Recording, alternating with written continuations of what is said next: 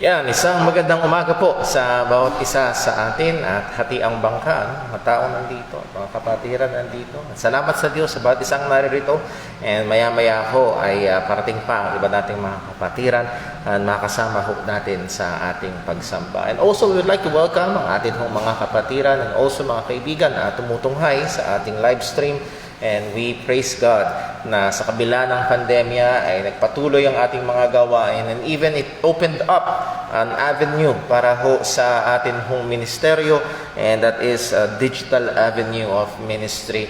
And Lord willing, I'm praying to God na siya ay kumilos sa atin hong mga kapatiran at and He's been answering at Lord willing ay magkaroon pa tayo ng mga kapatiran na talagang mas may kaalaman sa mga ganitong mga bagay para ho maging kagamit-gamit at again para sa kapurihan ng kaluwalhatian ng Panginoon. So this is the first part ng ating gawain ngayong umaga, which is our Sunday school, and we are studying about a very important subject, the attributes of God, mga katangian ng Panginoon. And I'm particularly excited ho sa atin hong pag-aaralan ngayon. As always naman, at talagang dapat ho ay tayo ay magkaroon ng excitement dahil pinag-aaralan natin ang mga katangian ng Diyos, and this is an opportunity to go deeper, mas lumalim pa, mas makilala pa natin, or even to be reminded kung sino ba itong Diyos na atin hong sinasamba, pinupuri at pinaglilingkuran. And also, lalo na sa atin hong pagsamba, ay ito ay magpapalalim pa ng pagpuri natin sa ating Panginoon. So before we go to our study this morning, tayo ho muna ay aawit. At absent ang atin hong tagapagpaawit ngayong umaga, si Brother Gab ay masama ang pakiramdam. And kulang akong maghanda ng songbook. Ayun pala. Kaya Terence, pakiabot na yung songbook sa mesa sa likod. Ayan. Pero bago ho yun, tayo ho muna ay umawit ng Books of the Bible. Awitin natin ang Books of the Bible at siyang magiging awitin na tumutulong sa atin na makabisado natin ang pagkakasunod-sunod ng aklat sa Biblia. Thank you, Kuya Terence. Ayan. And then, Kuya Tristan, yung ating camera. Books of the Bible, kung ready na ho kayo, at kung ready na ang ating sound manager, lupit So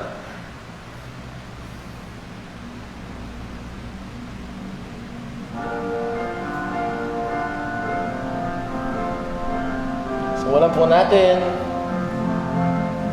Genesis, Exodus, Leviticus, Numbers, Deuteronomy, Joshua, Judges, and Ruth. 1st and 2nd Samuel, 1st and 2nd Kings, Chronicles, Ezra, Nehemiah, Esther, Job, and Psalms, Proverbs, Ecclesiastes, Song of Solomon, Isaiah, Jeremiah, Lamentations, Ezekiel, Daniel, Hosea, Joel, Amos, Obadiah, Jonah, Micah, Nahum, Habakkuk, Zephaniah, Haggai, Zechariah, and Malachi. These are the books of the Old Testament. Matthew, Mark, Luke, John, Acts, Romans, 1st and 2nd Corinthians, Galatians, Ephesians, Philippians, Colossians, 1st and 2nd Thessalonians, 1st Timothy, 2nd Timothy, Titus, Philemon, Hebrews, James, 1st Peter, 2nd Peter, 3 John, Jude, and Revelation. Okay, so tayo po ay tumayo at awitin po natin ang isang matandang awitin ng pananampalataya. Let's sing At Calvary. At Calvary.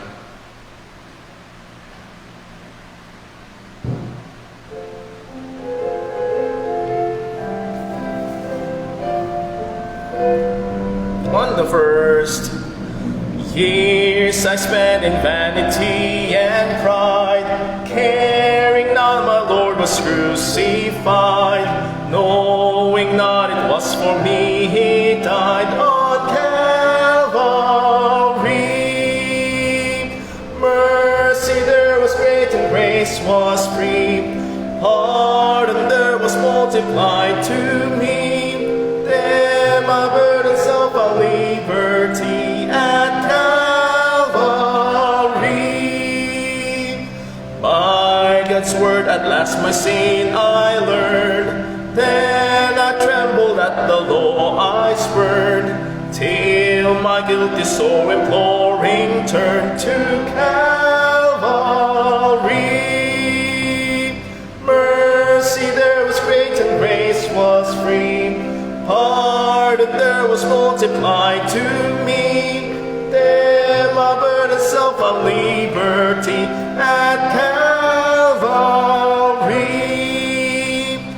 Now I give to Jesus everything, now I gladly own Him as my King. Now my raptured soul can only sing of Calvary. Mercy there was great and grace was free, pardon there was multiplied to me. There my burdens of a liberty at Calvary. Oh, the love that drew salvation's plan, oh, the grace that brought it down to man, oh, the mighty gulf that God did span at Calvary. Mercy there was great and grace was free, pardon there was multiplied to me.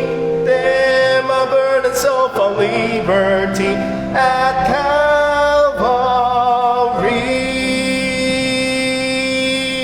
Amen. Maaari po magsiupo ang lahat.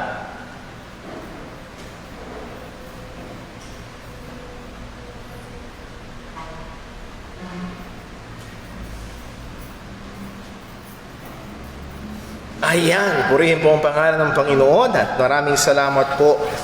Tunay, napakaganda ng ating huling inawit at Calvary. And my attention was caught by the second stanza. By the word of God, my sin I learned.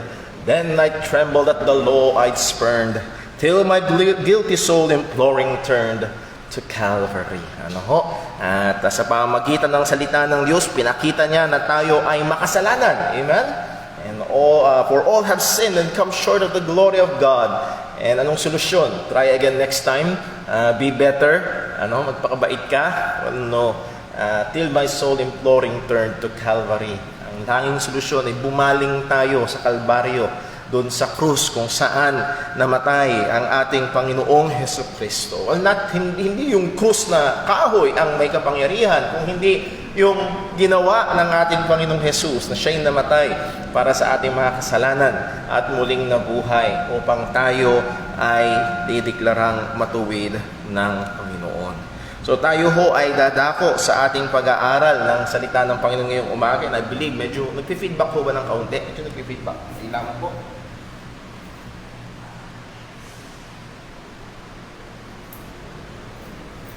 Ayan. Okay. So, salamat po. At sa mga ganitong panahon, talagang namimiss ko si Brother Gab. And pag-pray natin siya. At nag-message sa akin kaninang umaga. And medyo masama ang kanyang pakiramdam. At minabuti niya na siya po ay magpahinga muna. So, let's be praying for him. Maging sa iba nating mga kapatiran, uso ang ubot-sipon sa panahon natin ngayon. At nawa ay patuloy tayong ingatan ng Diyos. Maging sa bagong COVID-19 variant na kumakalat. So again, alam ho natin na ang Diyos ay soberano at siyang may hawak ng lahat ng mga bagay na ito. At as I've said earlier, ay nagpapatuloy ho tayo sa ating pag-aaral ng mga katangian ng Diyos.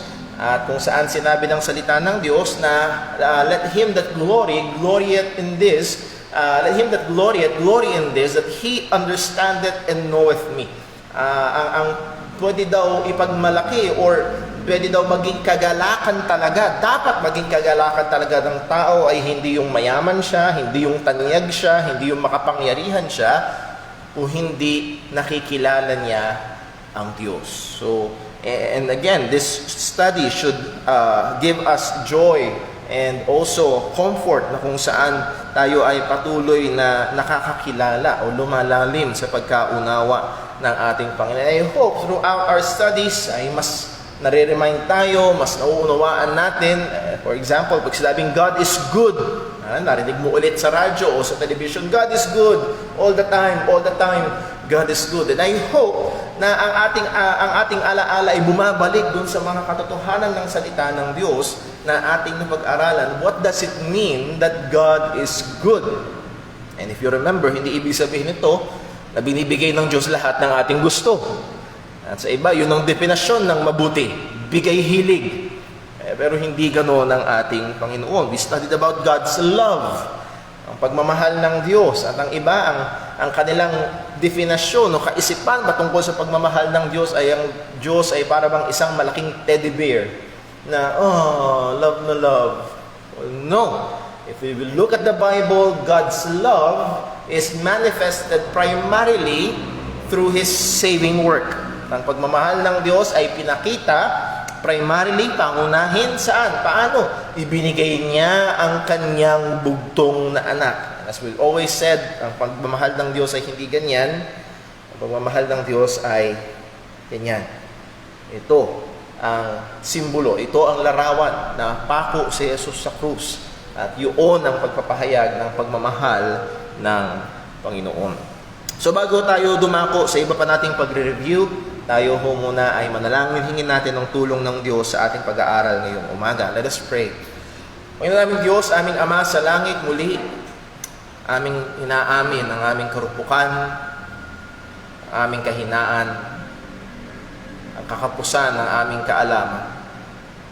Oo, Panginoon, maging ang aming mga kasalanan na hindi tago sa iyong harapan, ang bawat salita na lumabas sa aming bibig, bawat mga haka at mga desire ng aming mga puso, ang bawat ideya sa aming kaisipan, ang bawat hakbang ng aming mga paa at gawa ng aming mga kamay, o Panginoon, ito ay lantad lahat sa iyong harapan. Wala kaming maitatago sa iyo. O Panginoon, patawarin mo kami sa aming mga kasalanan. At salamat po sapagkat sa aming Panginoong Hesukristo ay meron kaming katubusan. Sa pamamagitan ng kanyang dugo, meron kaming kapatawaran ng aming mga kasalanan. Lord, tulungan mo kami sa pag-aaral namin ngayong umaga. Bigyan mo kami ng handang puso, handang kaisipan. Tulungan mo kami na tunay pailalim ang aming mga sarili sa katotohanan mo, sa salita mo, hindi sa ideya ng tao, hindi sa doktrina ng tao, o hindi sa tinuturong maliwanag ng iyong salita. Ama, nawa ang mga bagay na ito hindi lamang maging impormasyon, kundi patuloy na maging mga katotohanan na humuhubog sa aming pananampalataya, nagpapalalim ng aming pagkakilala sa iyo, nagpapatibay ng aming pagtitiwala sa iyo, at nagpapabanal ng aming mga buhay sa harapan mo. Ingatan mo kami, Panginoon, at ikaw ang patuloy na gumabay maging sa aming mga kapatiran na may mga karamdaman. We pray for Brother Gab, bigyan mo po siya ng kalakasan, pagbalikin mo ang kanyang kalusugan. Maging iba natin mga kapatiran, si Brother Dave Pauli, ingatan mo po at abutin ang mga nangangailangan ng encouragement, ang nangangailangan ng kalakasan, direksyon, ng wisdom, Lord. We ask for your mercy. Ikaw po nawa ang umabot. Gamitin mo ngayon ang iyong mga salita, ang iyong mga katotohanan upang kami katagpuin. Ikaw pong patuloy na maluwalhati sa aming kalagitnaan. Tulungan mo po ako bilang tagapagturo at patuloy kang maitaas. Dalangin namin sa pangalan ng aming Panginoong Hesukristo. Amen. Lahayaan yung hinaan ko ulit ng kaunti. Ano ho? Kung mag-feedback pa rin. Ayan. Okay. So tayo ho ay mag-review ho muna sa ilang mga bagay ho na ating pinag-aralan. And again, we are studying about the attributes of God. We studied about the communicable. We are studying about the communicable attributes of God, the moral attributes of God. Napag-aralan natin ang goodness, benevolence, love, mercy, grace, patience, jealousy. And we studied about the holiness of God. And last 2 Sundays ago, we studied about the righteousness and justice of God. Ang Diyos ay Diyos na matuwid. At hindi ko alam sa inyo, pero ang balita tungkol kay Christine Dacera, talagang may sumisigaw ng katarungan, and we ought to shout for justice. And hindi man nagyayari lagi ang katuwiran sa mundong ito, pagdating sa Panginoon, He always deals righteously. Hindi niya ibibigay ang hindi tama. Lagi niyang ibibigay ang nararapat sa gumagawa ng mabuti o sa gumagawa ng masama. At ibibigay ng Diyos ang nararapat sapagkat Siya ay Diyos na matuwid. At lahat ng kanyang gagawin ay pawang katuwiran. And then last Sunday, pinag-aralan natin ang dalawang katangian ng Panginoon. Isa dito ay isang katangian ng Diyos na madalas iniiwasan. And that is the wrath of God. Ang puot ng Diyos. As I've said earlier, ang larawan ng Diyos sa isip ng iba ay parang isang malaking teddy bear sa taas na laging nakangiti at bigay hilig sa mga tao. Yun ang kanilang pagkaunawa sa Diyos. Kundi man, isang genie na konting kaskas lang, basta name it and claim it, at ibibigay niya lahat ng gusto mo. Well, hindi yun ang tamang larawan. Mano pa, sa salita ng Panginoon ay pinipinta ang isang Diyos na may katangian na hindi gusto ng maraming mga tao.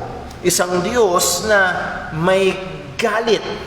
Isang Diyos na napupuot. At hindi siya katulad ng tao na kahit walang dahilan, galit. Nakita na kayong taong ganun? Kahit walang dahilan, galit. Bakit ka galit? Hindi ko alam. Hindi ganun ang Panginoon. Hindi lang siya basta Diyos na may galit at lagi lang siyang galit. Kung hindi ang puot ng Diyos, ang galit ng Diyos, sabi nga ho ni Wayne Grudem, God's wrath means that He intensely hates all sin. Sabi ni Bruce Hurt, God's wrath is His settled hostility towards sin in all its various manifestations. So, makikita ho natin, and even sa Bible, ang puot ng Diyos ay laging tugon. Tugon saan? Sa kasalanan. Okay? Romans chapter 1, buksan lang ho natin. Kung meron tayong mga Bibles sa dalayan, I hope meron kayong mga Bibles, even Bible apps. Romans chapter 1 and verse number 18. Romans chapter 1 verse 18. Ito po ang sabi ng salita ng Panginoon. Let me read in Tagalog. Sapagkat ang puot ng Diyos ay nahayag mula sa langit laban sa lahat ng kasamaan at kalikuan ng mga tao.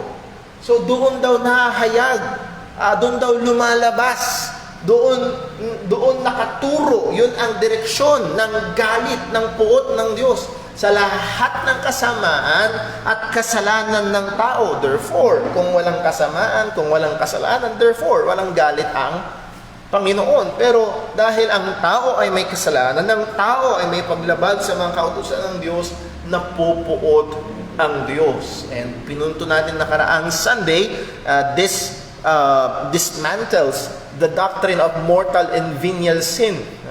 Ang sabi ng paniniwala dati, yung mortal sin, mga malalaking kasalanan, dun galit ang Diyos. Venial sin, maliliit na kasalanan, parang idea, papalagpasin lang yan.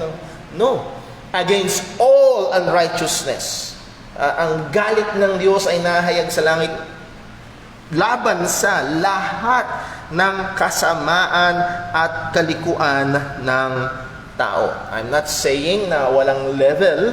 What I'm saying is, anumang level yan, nandun ang galit ng Panginoon.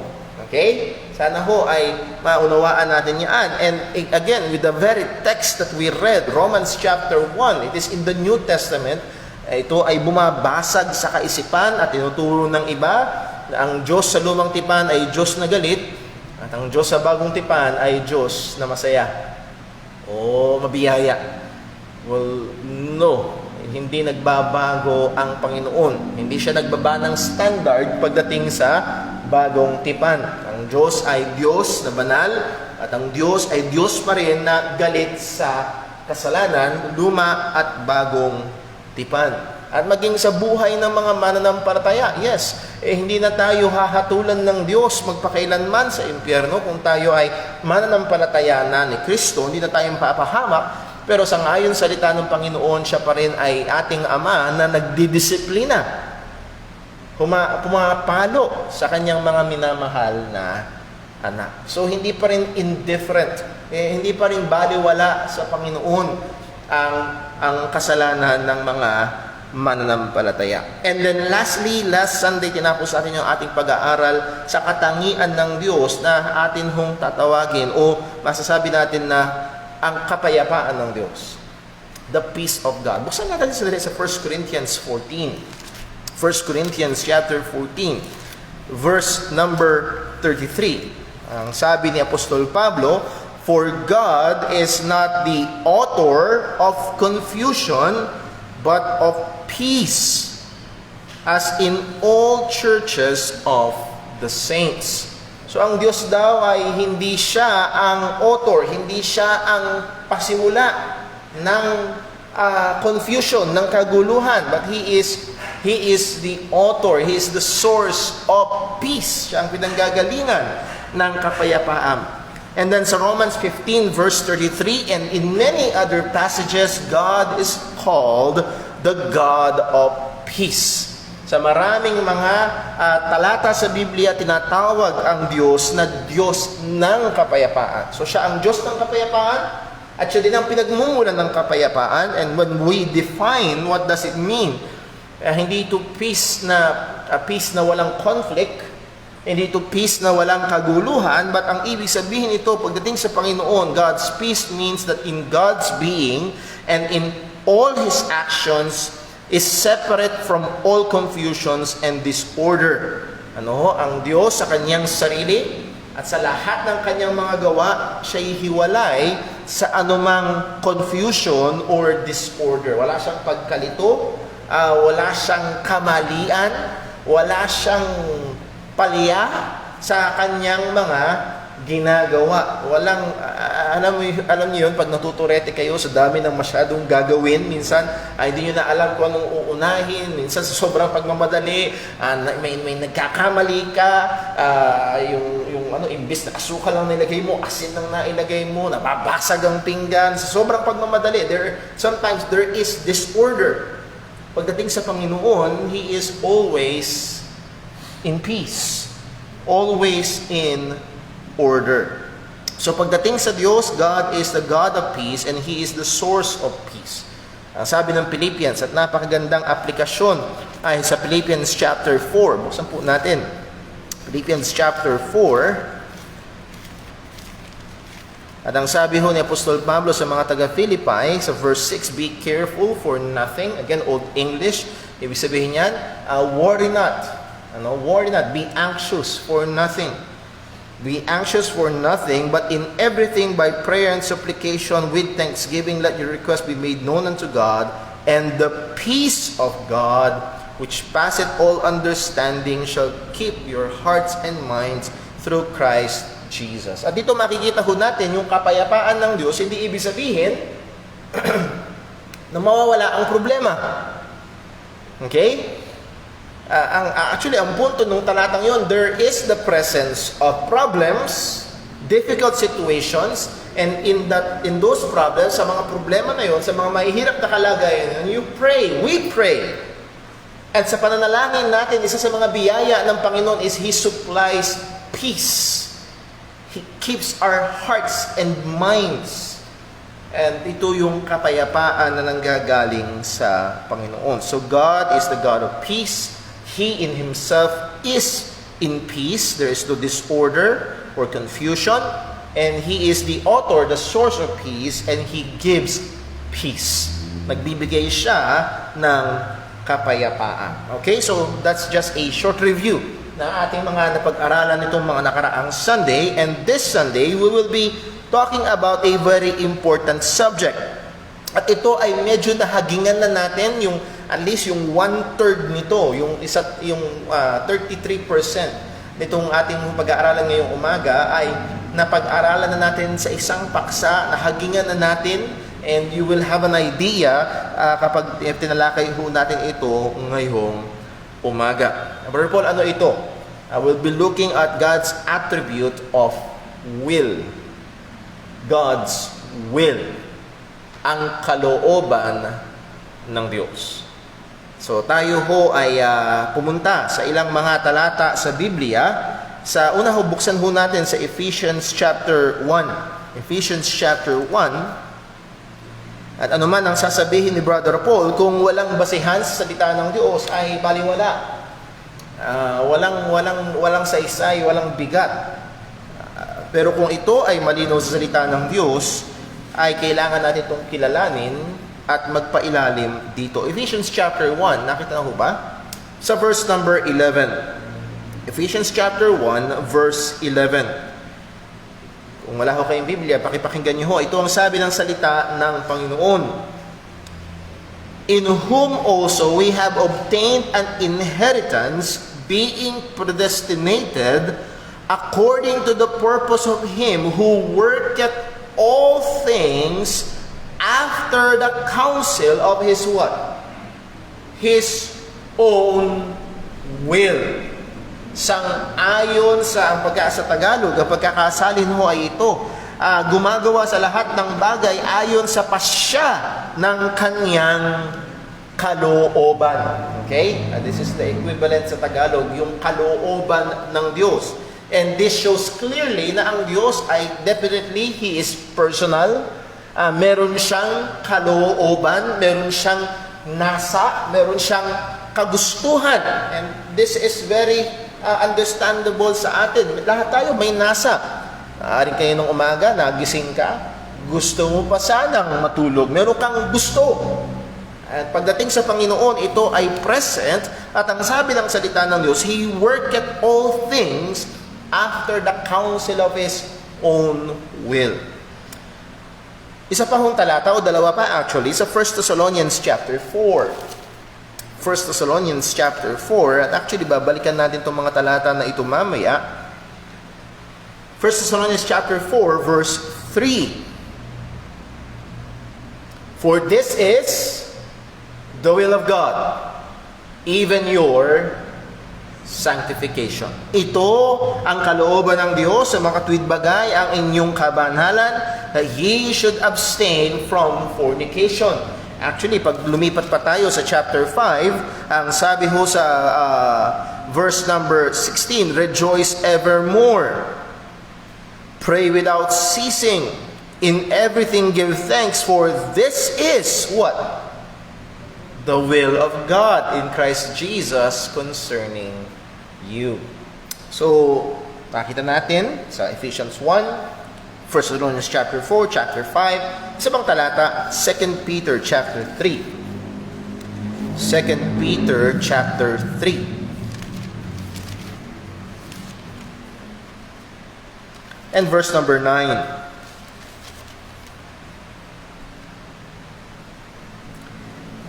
The Lord is not slack concerning His promise, as some men count slackness, but is long-suffering to usward, what?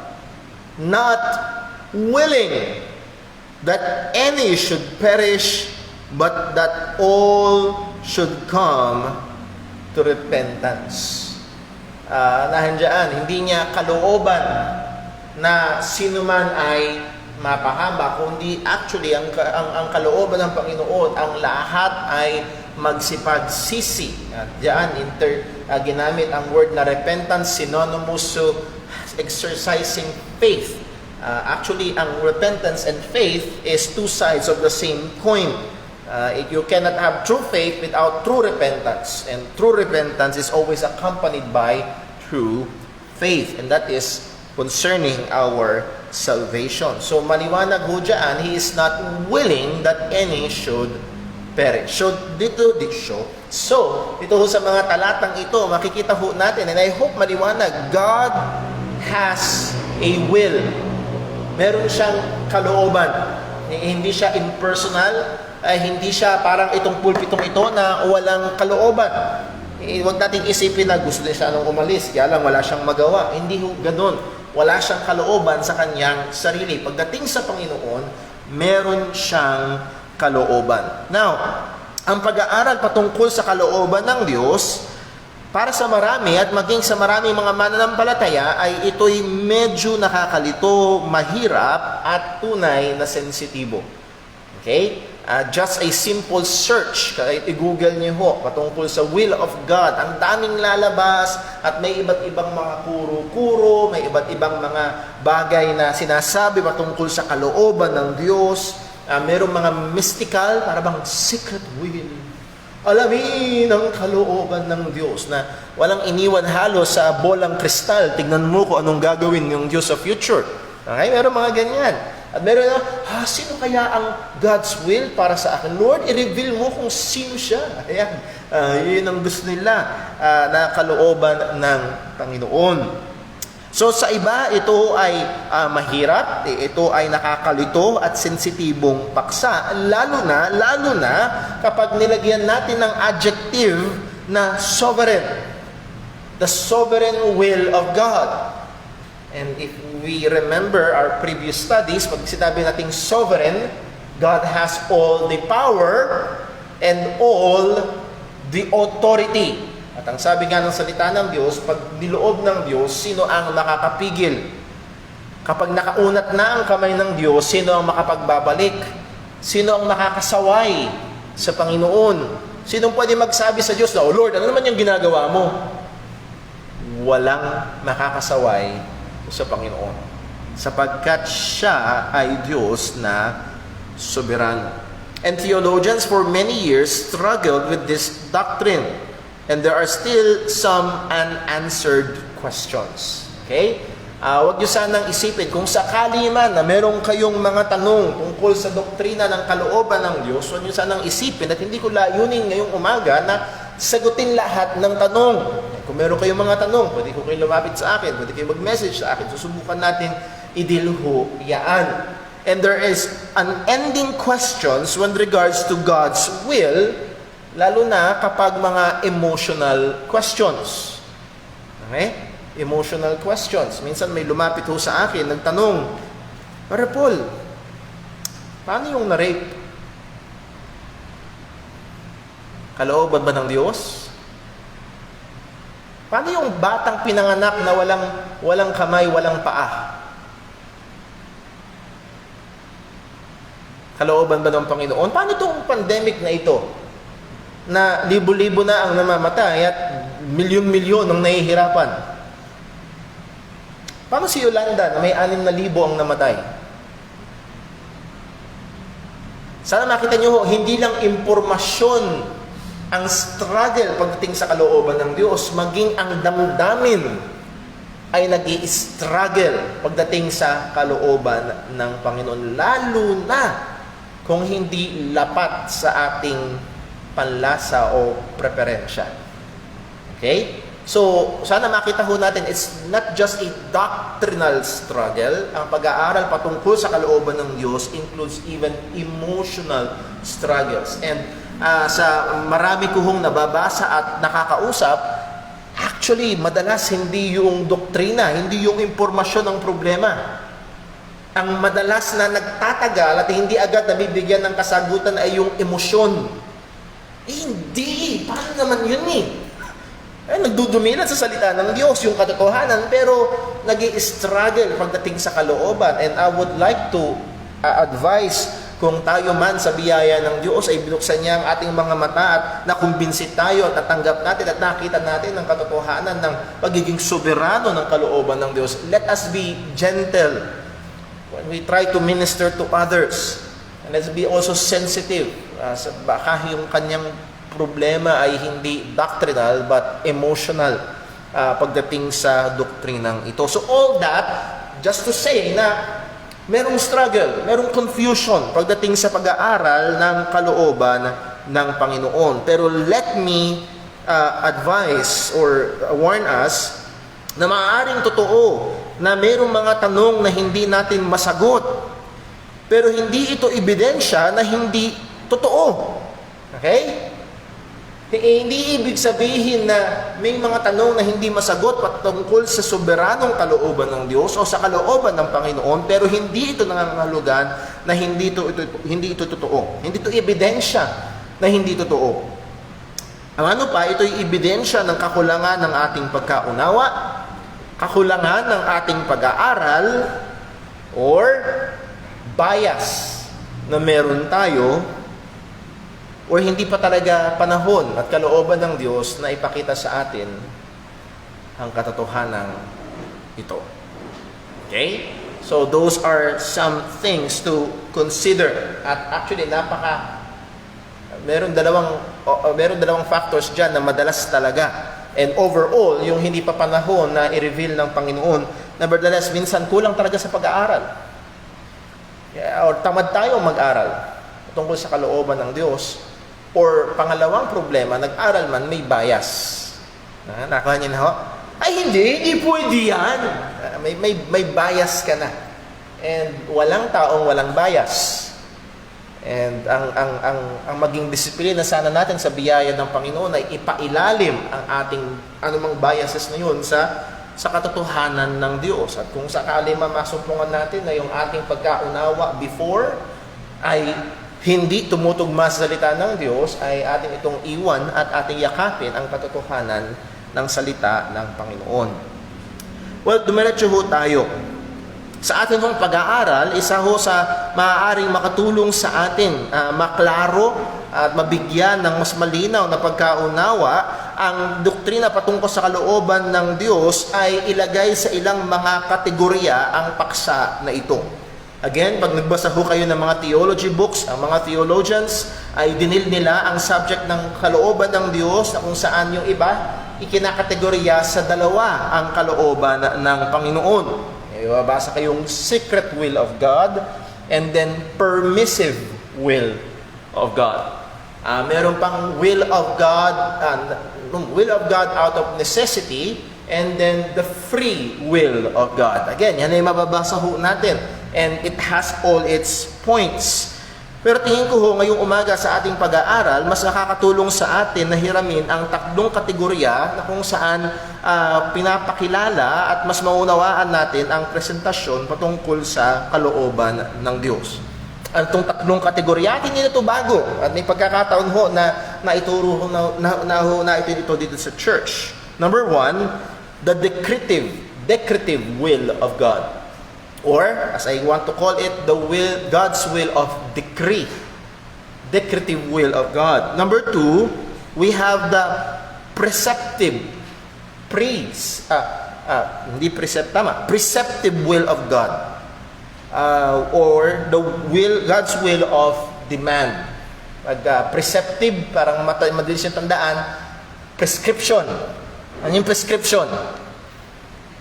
Yung mga binibigay ng doktor na hindi natin mabasa. Pero may mahika ang mga pharmacists para kanilang mabasa. Prescription. Yun yung piniprescribe, yun yung pinapainom sa iyo. Pag pinescribe sa iyo ay amoxicillin, wag kang bibili ng Diatabs. Hindi yun para doon. Yun kasing amoxicillin ang pinescribe sa iyo. Yun ang dapat mong inumin. And I call it God's will of demand. And the third one is God's will of disposition, or God's will of desire.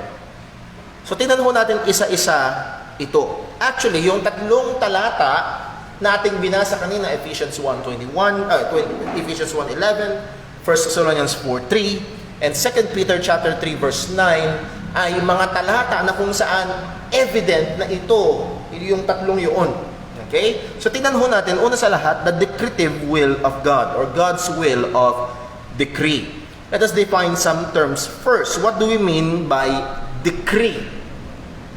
When we say decree, it means rule, order, dictate, dicta, or siguro sa terminong negatibo sa tenga natin, yung terminong diktador. Ang isip ng diktador, kung anong didikta, dapat yun ang mangyari. Okay? When we say decree, that is what he dictates. Yun ang kanyang inuutos, yun ang kanyang order. To officially decide or order that something must happen. Ang decree, para bang presidential decree number, na narinig niyo sa balita?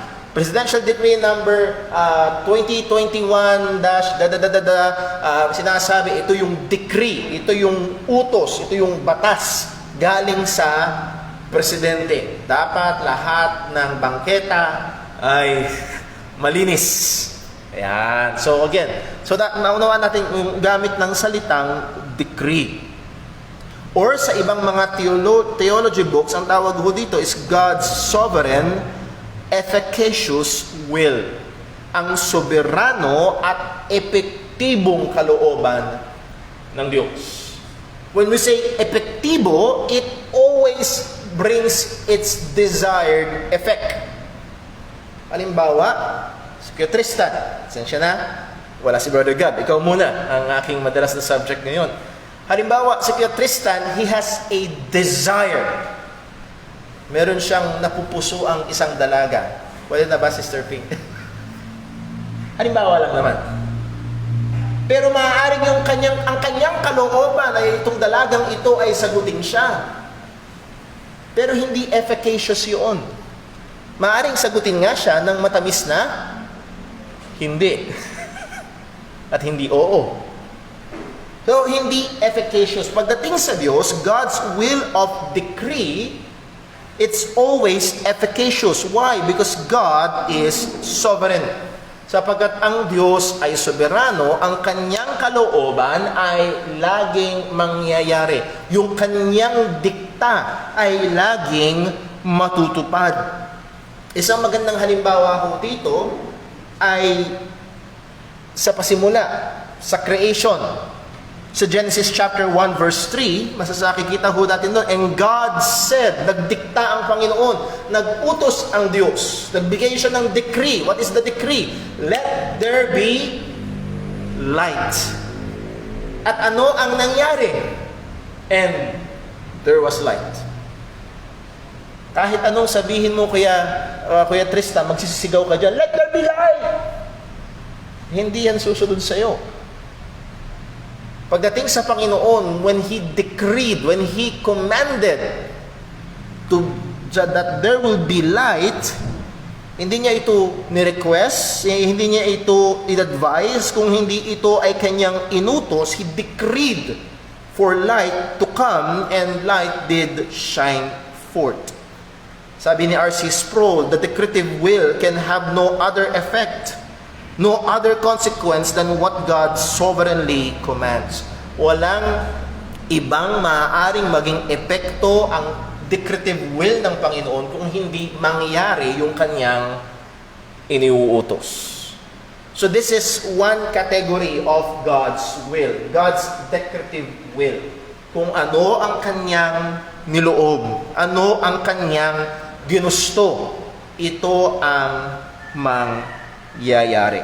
What God commands or says will happen. It cannot not happen. Hindi pwedeng hindi ito mangyayari. Isang magandang halimbawa ay ang napakadaming mga pangako at sinabi ng Diyos sa Lumang Tipan. Itong nakaraang Pasko, naging isa sa mga punto ng pag-aaral ay ang virgin birth ng ating Panginoong Hesukristo, na kung saan sinabi ng Panginoon, a virgin shall conceive. Yes? Magbubuntis ang isang birhen. At sa katuparan nito, nung sinabi ng anghel kay Maria, magbubuntis ka, nung ang sagot ni Maria, paano mangyayari ito? Wala pa akong karanasan sa lalaki. Isa sa mga tugon ng anghel, for with God, nothing shall be impossible. Walang imposible sa Diyos. At ang aplikasyon nito ay noon ay ito, pagkalooban ng Diyos, kahit mukhang imposible, dahil kalooban niya, dahil pinlano niya, dahil dinikta niya, ito ay walang palya, mangyayaring perpekto. Okay? So isa ho sa mga kailangan natin tandaan, when it comes to God's decretive will, it always perfectly comes to pass. Ang dikta ng kalooban ng Diyos, ang kalooban niya na kanyang idiniktang mangyari, lagi ito at perpekto itong mangyayari. God's will of decree. A familiar passage sa atin sa Isaiah 46 verse 10 ang sabi, simulan sa verse 9, remember the former things of old, for I am God and there is none else. I am God, there is none like me, declaring the end from the beginning, and from ancient times the things that are yet done, saying, my counsel shall stand, and I will do all my pleasure. Sinabi ng Diyos, yung plano ko, my counsel, hindi to counsel na payo, kung hindi counsel na plano, my counsel shall stand. It will surely, perfectly comes to pass. Ito ang decree ng Panginoon. Now, maraming mga theologians na itong decretive will of God ay kanilang ipinapaloob doon sa kategorya ng secret will of God. Again, merong part nito na secret, merong part nito na reveal. May mga ni-reveal siya sa kanyang salita na sinabi niya, ito ang mangyayari. And we know that it will come to pass. But there is a part of this na secret. Hindi natin alam. Halimbawa, ano mangyayari bukas? Sino nakakalam? Ano mangyayari sa inauguration ni President-elect Joe Biden? Magkakagulo ba o hindi? Kaya di alam. Ano mangyayari sa iyo pag naturukan ka ng dengbak siya, ng bakuna sa COVID?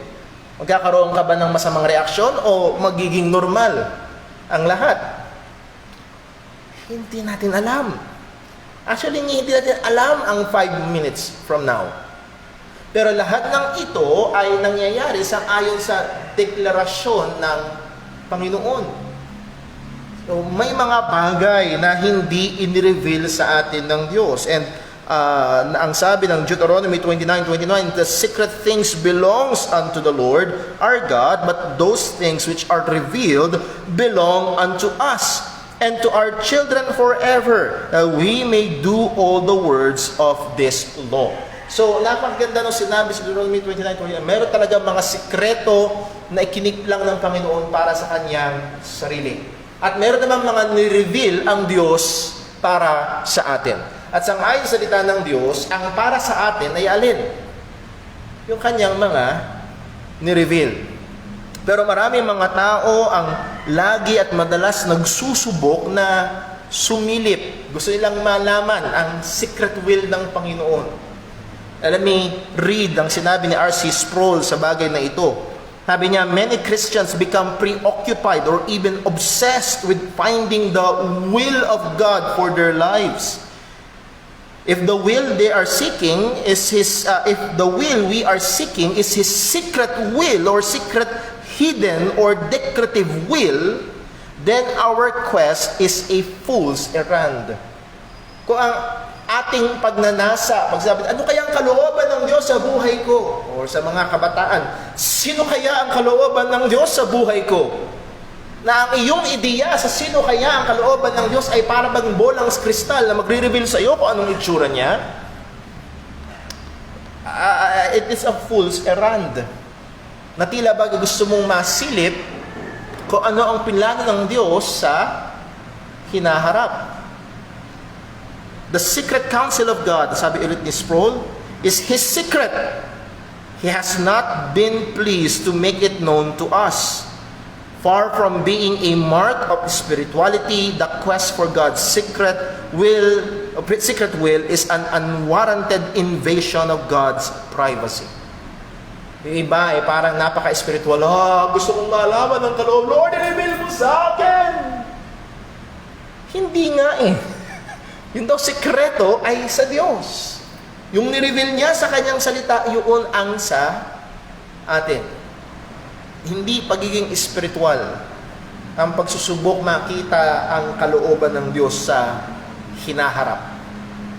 Mano pa, ang tanda ng pagiging tunay na spiritual ay ang pagkilala sa kalooban ng Diyos na Kanyang pinahayag sa atin sa Kanyang salita.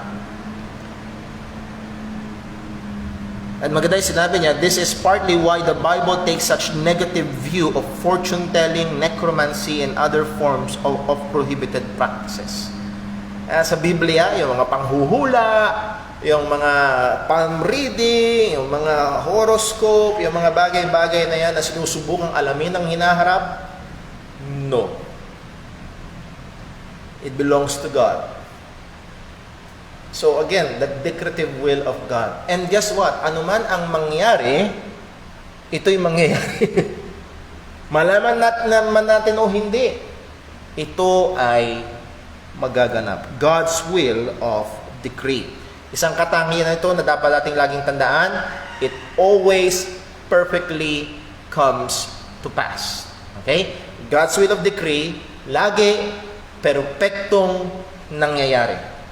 Number next, God's preceptive will. Preceptive will. God's preceptive will, meaning His will of demand. Itong preceptive will, His precepts, or mas madali nating tandaan yung prescription, ano yung pinrescribe niya. It relates to God's revealed commandments of God's published law. Ito yung kalooban niya na maliwanag na makikita natin sa kanyang mga inutos sa atin. Halimbawa, yung binasa nga natin kanina sa 1 Thessalonians 4:3, for this is the will of God. Ano daw yun? Even your sanctification, yung ating kabanalan. And doon sa konteksto ng talatang yun, primarily, our sexual sanctification, our sexual purity. Kalooban ng Diyos na ang mga Kristiyano ay manatiling malinis sa sexual na pamumuhay. Ang sexual activity is only between man and a woman under marriage. Anything less than that and more than that is sin. So naroon ang malinaw na kalooban ng Diyos. Pinahayag niya, inutos niya sa kanyang mga salita. Isa pang magandang halimbawa is none other than the Decalogue, the moral commandments of God. Thou shalt not kill. Huwag kang papatay, or thou shalt not commit murder. Thou shalt not bear false witness. Huwag kang sasaksi sa hindi totoo. Mas familiar na salin, thou shalt not lie. Huwag kang magsisinungaling. Thou shalt not covet. Huwag kang mag-iimbot. So again, these are God's commands at pinapakita nito yung kalooban sa atin ng Diyos. Kalooban niya, kung sinabi ng Diyos, thou shalt not bear false witness, that means we always must say the truth. Tama? Kung ayaw niya na tayo magsisinungaling, anong ibig sabihin nun? Dapat laging totoo ang ating sasabihin. So God's will for us is always to say the truth. Yun ang kalooban ng Diyos sa atin. Yun ang iniuutos ng Diyos sa atin. Nung sinabi ng Diyos na huwag kang magnanakaw, yung pang mga ibang kautusan ng Panginoon, not just the Decalogue, inutos niya, husbands, love your wives. Inutos niya na wives, submit to your husbands. Inutos niya, children, obey your parents. Inutos niya sa mga magulang, fathers, including the mother, bring them up in the nurture and admonition of the Lord. Inutos niya to do good works. Inutos niya to desire the sincere milk of the Word. Those are God's commands. Inutos niya na watch and pray. Manood. Maging mapagbantay at manalangin. Those are God's commands. Those are God's precepts. Ito'y kalooban ng Diyos na sundin at gawin natin.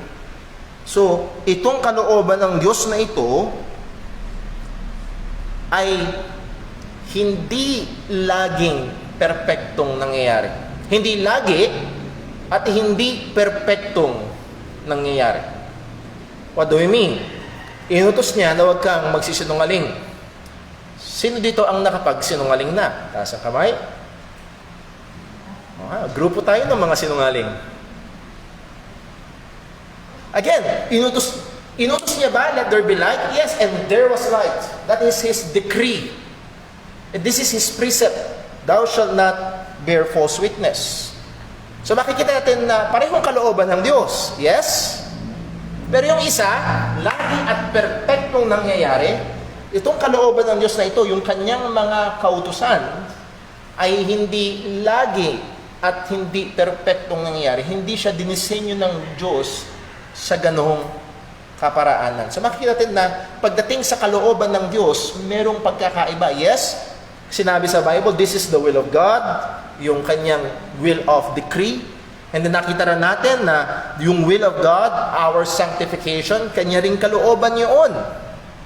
Pero ito ay kakaiba sapagkat hindi ito laging nangyayari. When God commands us not to steal, this decree does not carry with the immediate necessity of consequence. Sabi ho ni R.C. Sproul, hindi ito nangyayari lagi agad. Hindi ito perpektong nangyayari. Hindi posible na ang ilaw ay humindi sa Panginoon nung inutos ng Diyos ito, pero nandoon ang posibilidad sa mga tao na sumuway sa kalooban ng Diyos na nahahayag sa kanyang mga kautusan. Again, kung paanong yung ibang theologian pinuput under yung decree ng Panginoon, under His secret will, yung mga ibang theologian pinuput itong preceptive will of God under the permissive will of God. With that very word, He permits. Pinapahintulutan niya. Doon ang kapahintulutan ng Panginoon na hindi ito mangyari. Hindi ito pinapahintulutan in a positive sense na kanyang kinalulugdan, kung hindi ito ay napapahintulutan na hindi laging nangyayari. So number one, the decree of God, God's will of decree, lagi, perpektong nangyayari. God's will of demand, ito yung dinidemand niya, ito yung iniuutos niya sa atin. Hindi ito laging nangyayari. And lastly, masusumpungan natin sa salita ng Panginoon ng God's will of disposition. Or I would like to call it God's will of desire. Decree, demand, desire. This will describes God's attitude. It defines what is pleasing to Him. Ito yung nakakalugod sa Panginoon. Ang sabi sa Ezekiel 33 verse 11, just to give an example, say unto them, as I live, saith the Lord God, I have no pleasure in the death of the wicked, but that the wicked turn from his way and live. Turn ye from your evil ways, for why will ye die, O house of Israel? So maliwanag na sinabi ng Panginoon sa Ezekiel 33 verse 11, I have no pleasure in the death of the wicked. Ano ibig sabihin? Na ang Diyos sa kanyang paghahatol ay wala siyang positibong kagalakan kapag dumarating ang hatol doon sa mga masasama. Hindi siya natutuwa. Siguro sa salitang mas maunawa natin, hindi ang Diyos ay nakangiti na may kagalakan sa kanyang sarili kapag may kaluluwang pumupunta sa impyerno. Okay? Walang positibong kalooban, walang positibong damdamin sa Panginoon pagdating sa bagay na yon. Okay? His will of desire, His will of disposition, ay kagaya nung sinabi natin o binasa ho natin sa 2 Peter chapter 3 verse 9, God is not slack concerning His promise, as some man counts slackness, but is long-suffering to usward, not willing that any should perish, but that all should come to repentance. Hindi daw kalooban, ayaw daw ng Panginoon na sino man ay mapahamak. Now dito makikita ho natin na parang kakaiba rin ito doon sa decree. Kasi kung dinikree ng Panginoon na walang mapapahamak, ano mangyayari? Walang pupunta sa impyerno. Okay? Pero alam natin na mayroong pupunta sa impyerno. Actually, sabi ng Bible, mas malawak ang pintuan, mas maluwang ang daan, at mas marami ang pupunta sa kapahamakan. So, hindi ito dinikree ng Panginoon, pero ang maliwanag ho dito, hindi niya ito gusto.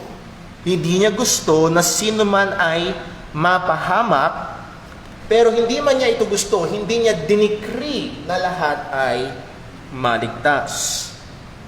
Actually, pwede natin basahin ito na sa ganitong kaparaanan, not willing that any should perish, but He is willing that all should come to repentance. This is God's desire.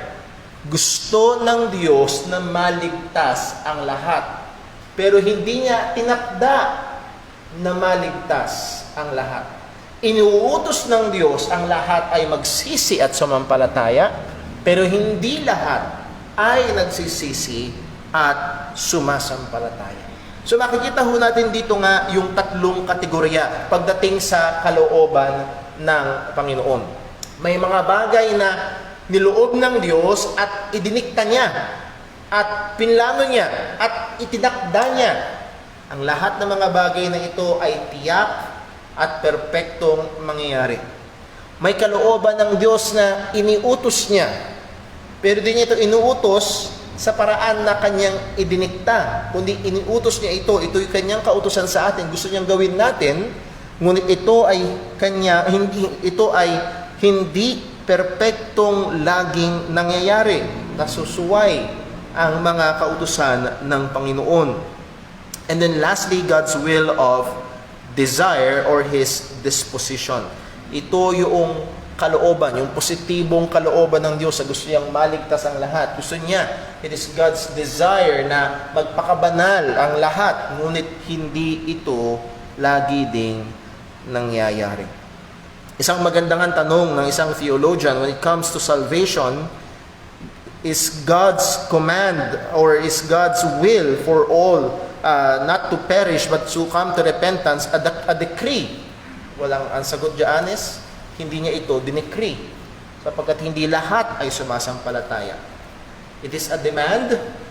Yes, inuutos niya ang lahat ay sumampalataya, and it is God's desire. Isang madalas ho na nagiging conflict when it comes to the doctrine of salvation.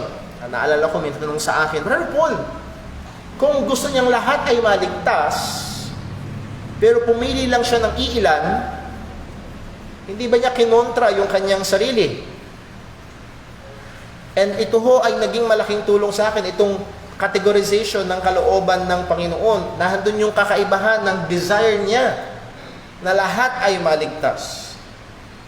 Pero sa dinikri at dinesisyonan at pinlano ng Panginoon, pumili siya ng kanyang mga ililigtas.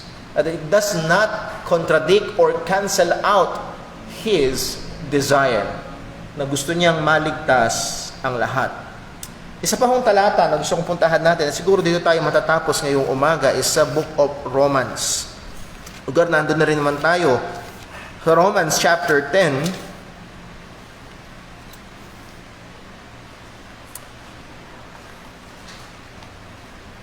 At ang passage ho na ito ay magiging malinaw na ang katotohanan ng pagiging soberano ng Diyos maging sa kaligtasan ay hindi dapat magpalamig ng pagnanasa na makita ang lahat ay maligtas. Romans chapter 10 verse 1, ang sabi, Brethren, and this is Paul speaking and writing under what? Under the inspiration of the Holy Spirit. And these are the words of God. At ang sabi ni Apostol Pablo, Brethren, my heart's desire and prayer to God for Israel is that they might be saved. Kung merong may nakakaalam ng doktrina ng election, and actually pagdating sa chapter 11, sasabihin mismo ni Pablo, God nagbigay ng pagkahimbing, nagbigay ng pagkatulog ang Diyos sa Israel. God had shut up Israel. Pero nandun pa rin yung desire that all of them might be saved. So isang magandang katangian at isang magandang aplikasyon ho na ito ay yung desire ng Panginoon na makikita ho natin should also be our desire. While keeping and being faithful doon sa doktrina na yes, this is God's desire, pero totoo pa rin na meron siyang idinecree that these two are not contradictory. So sana ho, ito ho ay nakatulong sa ating pangunawa. pagdating sa kalooban ng Diyos, when we are reading the Bible at na-come across natin ang passage na may kinalaman sa kalooban ng Diyos. Halimbawa, sa 2 Thessalonians, sa 1 Thessalonians chapter 5, and this is the will of God in Christ Jesus concerning you. Isang magandang tanong, is it God's decree? Is it God's demand or commandment? Or is it God's desire? At makakatulong ito sa atin para maunawaan at ma-navigate. At ito'y makakatulong sa atin para masagot ang ilang mga katanungan patungkol sa kalooban ng Panginoon. Paano, Brother Paul, kung ako ay isang young people? Isang magandang tanong. Apply natin ng kaunti. Meron pa tayong konting oras. Ako ay isang kabataan at naghahanap, nagpe-pray sa Diyos ng aking makakaisang dibdib. At ito yung madalas na, Lord, sino ang kalooban ng Diyos para sa akin? Kaya kung ang gusto mo ay ang Diyos ay magsulat ng pangalan sa langit, ang pangalan niya ay Michelle. Ang problema mo, ang daming Michelle. Okay? At mayroong mga tao, yun ang gusto nila. Lord, anong kalooban mo? Anong kulay ng sasakyan? Anong sasakyan? Gusto niyo, para bang gusto niya na magpakita ang Diyos ng panaginip sa kanya at yun. Walang pinakamagandang gawin ho natin, merong dalawa na magiging gabay ang isang kabataan. Let us stick doon sa una. Lord, sino ang kalooban mo sa akin? Maraming young people nandito ngayon. Una, you must satisfy God's will of demand. Ano bang inuutos ng Diyos pagdating sa pag-aasawa ng Kristiyano? Anong inuutos? Dapat opposite sex. Kristiyano nga, kapwa lalaki naman, no. Man and woman, yun ang kalooban ng Diyos. Pangalawa, he or she must be a believer. Sabi ni Apostol Pablo, yung balo ay pwedeng mag-asawa muli only in the Lord. Now, hindi yun utos at prescription para sa mga balo lamang, kundi sa bawat Kristiyano, we can only choose a spouse or spouse to be only in the Lord, in the faith. Kapwa Kristiyano. Yun ang dalawang napakalinaw. And then, so you must satisfy God's demand. And then meron ding sinabi sa salita ng Diyos that you must be wise. Wise. Magpakatalino ka sa pagpili, sa pagtingin, pag i-consider mo lang yung panlabas, hindi yun isang matalinong bagay. At kailangan mo rin tignan yung panloob, tignan mo yung ugali, tignan yung kanyang pagmamahal sa Panginoon. Again, we must consider wisdom.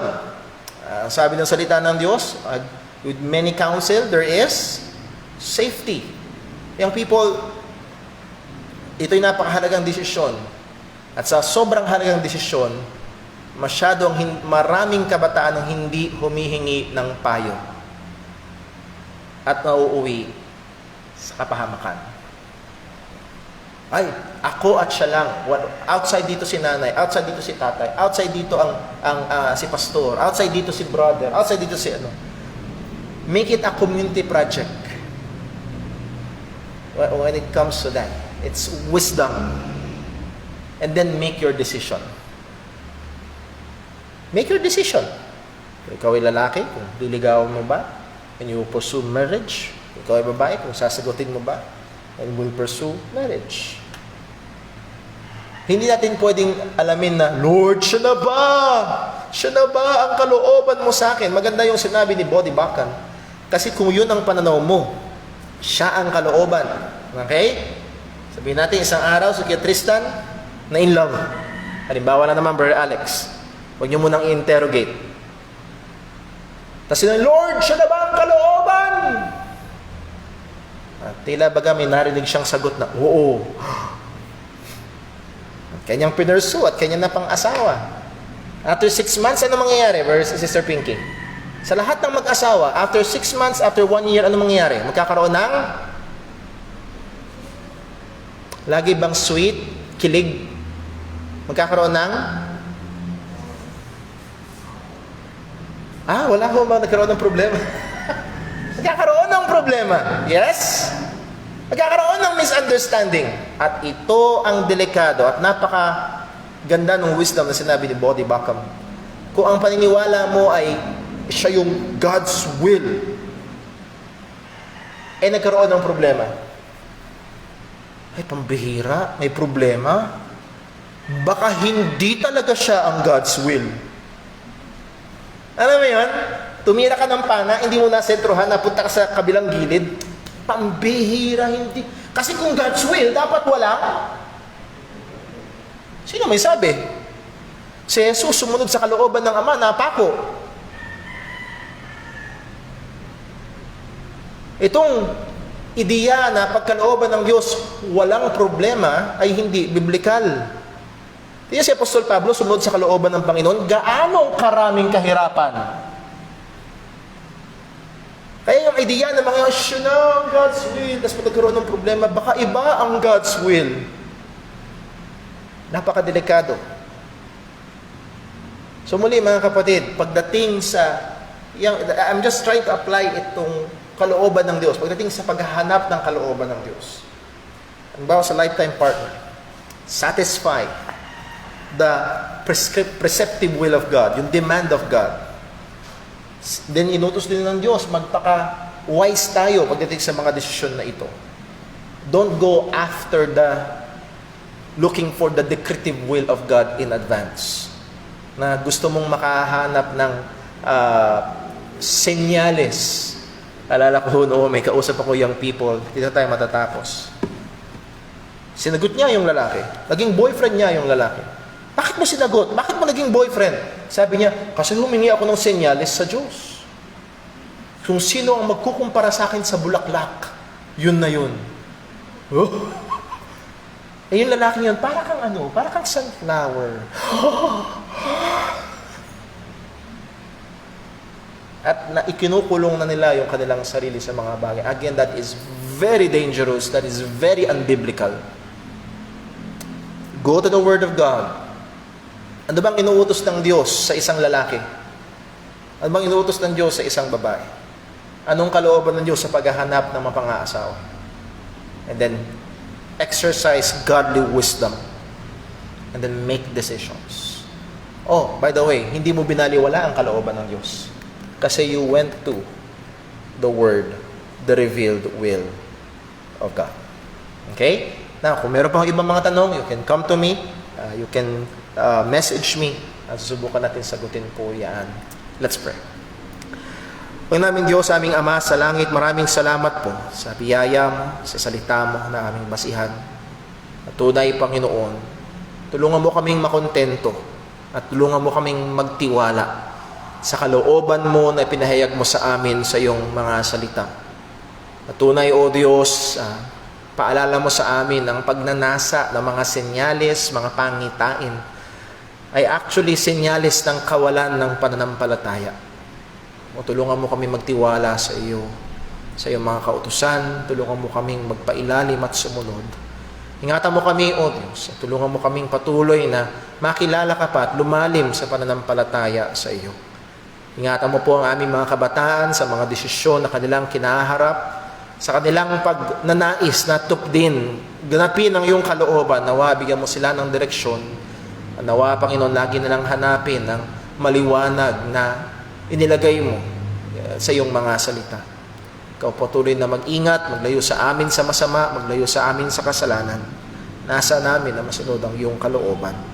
Lahat ng ito ay aming hinihiling sa pangalan ng aming Panginoong Hesukristo. Amen. Maraming salamat po. Magkakaroon ho tayo ng 10-minute break at alas 10 ho magsisimula ang ating gawain maging sa ating mga kapatiran nakatunghay sa ating live stream. After 10 minutes, magre-resume po ang ating worship service. God bless po. Dismiss po tayo sa ating Sunday School.